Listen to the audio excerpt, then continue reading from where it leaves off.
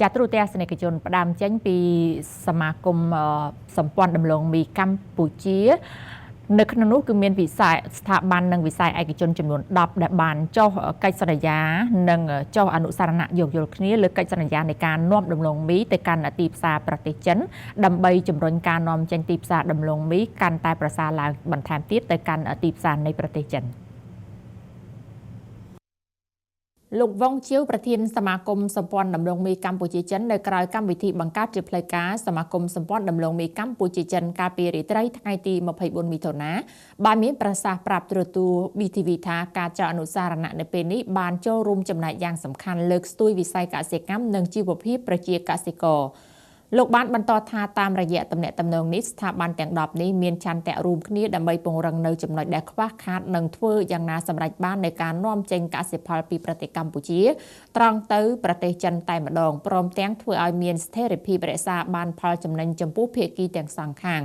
និងជាពិសេសធានាបានស្ថិរភាពទីផ្សារកសិផលសម្រាប់កសិករលោកបានបញ្ជាក់បន្ថែមថាកិច្ចសហការគ្នានេះសមាគមនឹងចាប់ដៃជាមួយនឹងស្ថាប័នទាំងនេះក៏ដូចជាអ្នកស្រាវជ្រាវគ្រាប់ពូជដំឡូងមី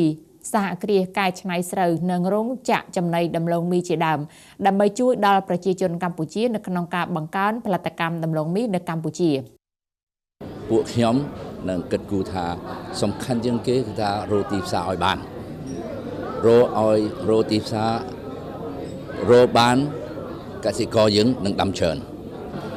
បច្ចុប្បន្ននេះខ្ញុំឃើញថាចិនគេចង់មកទិញពីស្រុកខ្មែរច្រើនព្រោះស្រុកខ្មែរមានវត្ថុធាតុដើមក៏ប៉ុន្តែច្រើនទៅលក់ទៅខាងវៀតណាមហើយនិងថៃចិនមកវីដេអូស្រុកខ្មែរច្រើនណាស់ក៏ប៉ុន្តែគេខាងយើងខាងវិស័យដឹកជញ្ជូនរៀងលំបាក់បន្តិចខ្ញុំគិតថាយើងនឹងតាក់ទងនឹងសហការជាមួយរដ្ឋាភិបាលហើយនឹងភាសាជាមួយរដ្ឋាភិបាលហៅវិធីណាមួយដែលអាចជួយវិស័យនឹងឲ្យច្រើនជាងនឹងទៅទៀតដើម្បីឲ្យវិស័យនឹងអាចនាំចេញ direct ទៅប្រទេសផ្សេងៗដែលត្រូវការ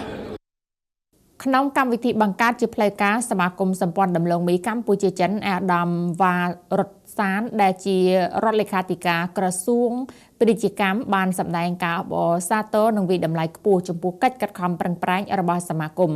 អាដាមបានលើកឡើងថាឈរលើមូលដ្ឋាននេះការបង្កើតសមាគមសម្ព័ន្ធដំឡូងមីកម្ពុជាចិនគឺពិតជាមានសារៈសំខាន់និងចាំបាច់ណាស់ដែលត្រូវកែលម្អកម្រិតនៃការដាំដុះដំឡូងមីរបស់កសិករខ្មែរអភិវឌ្ឍខ្សែសង្វាក់តម្លៃកែច្នៃដំឡូងមីនិងបើកទូលាយនៅបណ្ដាញច្រកពាណិជ្ជកម្មដោយផ្ទាល់រវាងកម្ពុជាចិន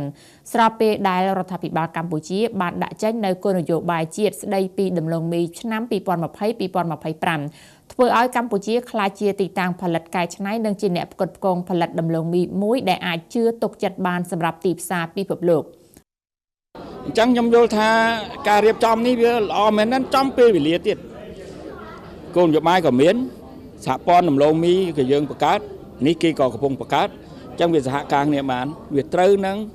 និយាយរួមគំនិតរបស់សម្ដេចធិបតីដែលលោកចង់ឲ្យការអនុវត្តរបស់យើងដោយប្រើបែបផែនសេដ្ឋកិច្ចមាត្រដ្ឋានបាទ economy of scale អញ្ចឹងលោកចង់ឲ្យស្អីធំអញ្ចឹងទៅផលិតក៏ធំច្រើនតម្លៃសមរម្យត្រូវតាមទីផ្សារដំឡូងមីគឺជាទំនិញដែលត្រូវការច្រើនតម្លៃសមរម្យត្រូវទីផ្សារបានយើងអាចនាំចេញបាននៅពេលគាត់ប្រមូលផ្ដុំអញ្ចឹងមានន័យថាម៉េចវាជាកម្លាំងមួយកាលណាជាកម្លាំងមួយបរិមាណប្រមូលផ្ដុំទាំងគុណភាពទាំងស្តង់ដារទាំងតម្លៃវានឹងធំហើយងាយនឹងការនាំចេញបើសិនណាជាមិនមានសមាគមច្រើនឬមិនមានកិច្ចសហការគ្នាច្រើនប្រមូលផ្ដុំវាអត់អាចនឹងនាំចេញបានល្អទេហើយយើងដឹងគ្រប់គ្នាថាចិនគឺជាប្រទេសដែលត្រូវការដំឡូងមីច្រើនជាងគេបំផុតនៅលើពិភពលោក សូមជម្រាបថាសមាគមសម្ព័ន្ធដំឡូងមីកម្ពុជាចិនគឺជាអង្គការមិនរកប្រាក់ចំណេញហើយត្រូវបានចុះបញ្ជីស្របច្បាប់ជាមួយនឹងក្រសួងមហាផ្ទៃកម្ពុជាគោលបំណងនៃការបង្កើតសមាគមសម្ព័ន្ធដំឡូងមីកម្ពុជាចិនគឺដើម្បីលើកកម្ពស់ការអភិវឌ្ឍប្រកបដោយគុណភាពខ្ពស់នៃខ្សែសង្វាក់ឧស្សាហកម្មដំឡូងមីកម្ពុជាទាំងមូលគួរបញ្ជាក់ទៀតថាដំឡូងមីគឺជាដំណាំធំទី2របស់កម្ពុជាដែលមានផ្ទៃដីដាំដុះជាង1លានហិកតានិងបានផ្ដល់នូវទិន្នផលប្រចាំឆ្នាំលើសពី20តោនស្រស់ប៉ុន្តែការដាំដុះរបស់កសិករភាគច្រើននៅតែធ្វើតាមទម្លាប់និងតាមគ្នាពីតំបន់មួយទៅតំបន់មួយទៀតដូច្នេះហើយការដាំដុះរបស់កសិករត្រូវមានការកែប្រែមកអនុវត្តតាមបែបបច្ចេកទេសដើម្បីឲ្យទទួលបានទិន្នផលខ្ពស់ទន្ទឹមនឹងនេះកសិផលដំឡូងមីជាង 95% នៃដំឡូងមីស្រស់និងស្ងួតត្រូវបាននាំចេញឬក៏លក់ទៅប្រទេសជិតខាងដូចជាប្រទេសថៃ